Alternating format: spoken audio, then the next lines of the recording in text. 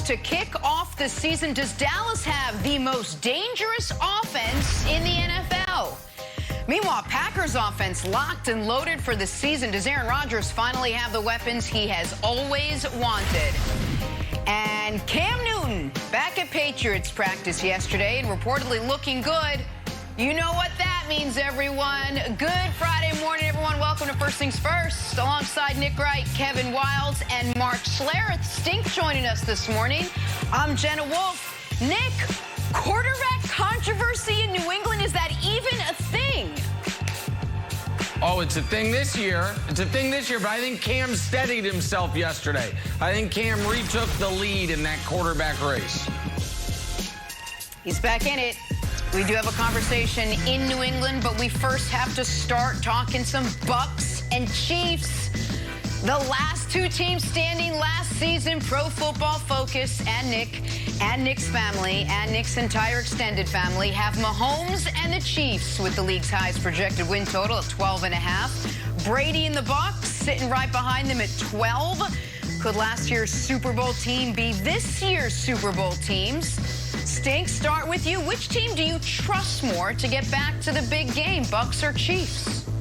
I would probably go with the Chiefs. And I think the Chiefs are just so incredibly talented. They had one big issue this offseason. That was rebuilding their offensive line, and they took that issue very seriously.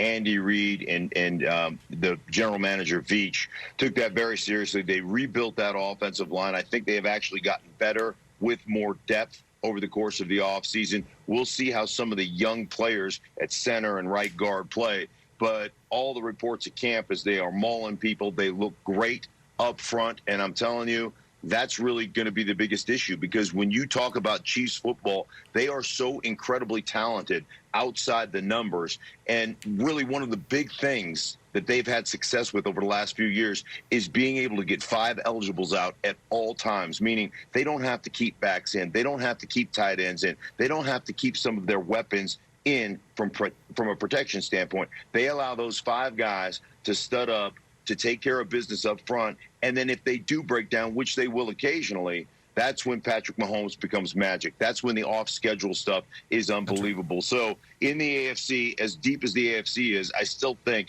they are the best team. They are the team to be reckoned with. Well, listen, that's obviously correct. And so I'm going to focus on the other team involved in this equation. And Wilds, I am not prone to offense. I am not someone that is easily offended or bothered by commentary or questions. But this is an offensive question. And it's really no way for us to end a week, to start the show with this question.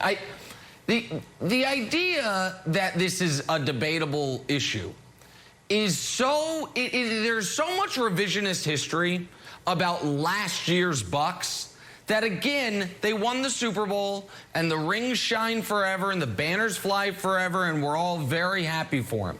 But we should be able to remember how they got there. How, in order to get to the Super Bowl, they had to go through Washington's 4th string quarterback making his first career start, and that game was a 1-possession game throughout late into the 4th quarter. And then in round 2, it is late in the 3rd quarter. The Saints have the ball. The Saints are up a touchdown, and then Jared Cook fumbles, and then Drew Brees melts down, and they move on. And then in round 3, they're up against the Packers without David Bakhtiari, and the Packers have a pre-half and post-half meltdown that leads to that victory. That's how the Bucks got to the Super Bowl. The Chiefs, on the other hand, got to the Super Bowl the way they, consistently do. No road games, not really any adversity. They lead the Browns for 56 consecutive minutes to end that game. They lead the Bills for, 39 consecutive minutes, including a 38-6 run to win that game. So if the question is, if these two teams matched up again in the Super Bowl, who would win? That's actually, you could say, how can the Chiefs combat what the Bucks did in last year's Super Bowl? Bucks were so dominant. But who could get there? The Bucks needed every break imaginable to get there.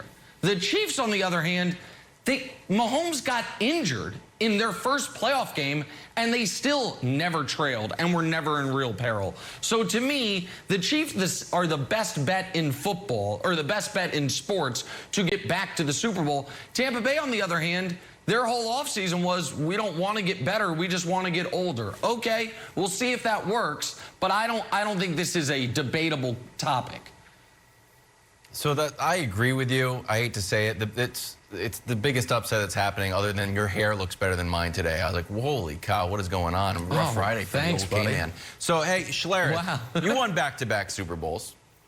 It felt like when the Bucs went into last season, they were like aggressively trying to get better. We got Tom Brady. Are we good enough? We got O.J. Howard. No, let's get Gronk. Oh, we got Mike Evans. We got Godwin. Nope, let's get A.B. All right, we're solid at the running back position. Nope, Leonard Fournette is available. Let's get him.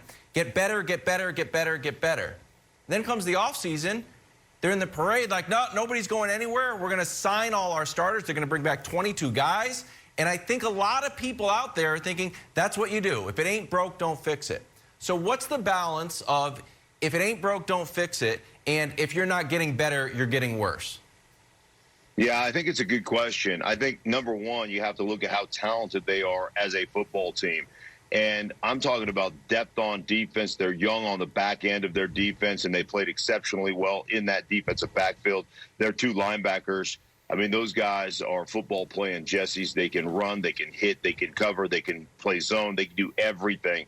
So I think when you talk about overall talent, you know, this league usually turns over at about a rate of about 30-35% from a roster standpoint. And you're talking about not only 22 starters, but they get Antonio Brown back. So it's like 23 starters that they retained.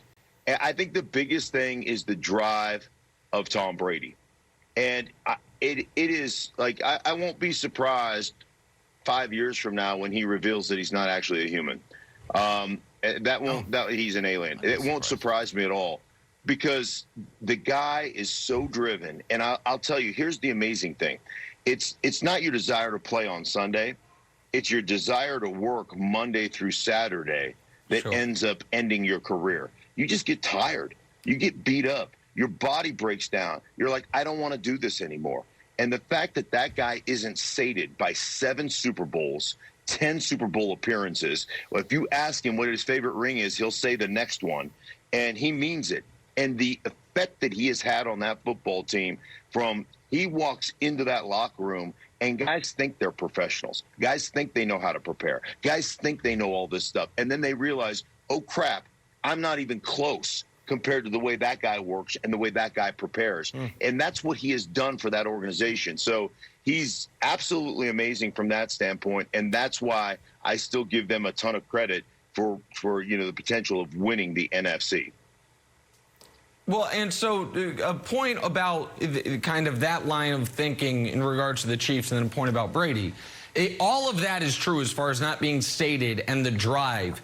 I also think when you're doing the math on Kansas City, you've got to incorporate the fact that this is not a team coming off a Super Bowl. This is a team that was favored in the Super Bowl, and that was the worst game they have played since Patrick Mahomes took over. The fewest points, the biggest margin of defeat. It was the first time since Alex Smith was the quarterback of this team that the Chiefs have been beaten soundly. The first time they were beaten with Patrick Mahomes playing quarterback by more than 1 score. The first time they were held under 20 points with Mahomes playing quarterback, or second time under 20, first time under 10. So what level of extra almost motivation and we must get back there do they have on the Brady thing?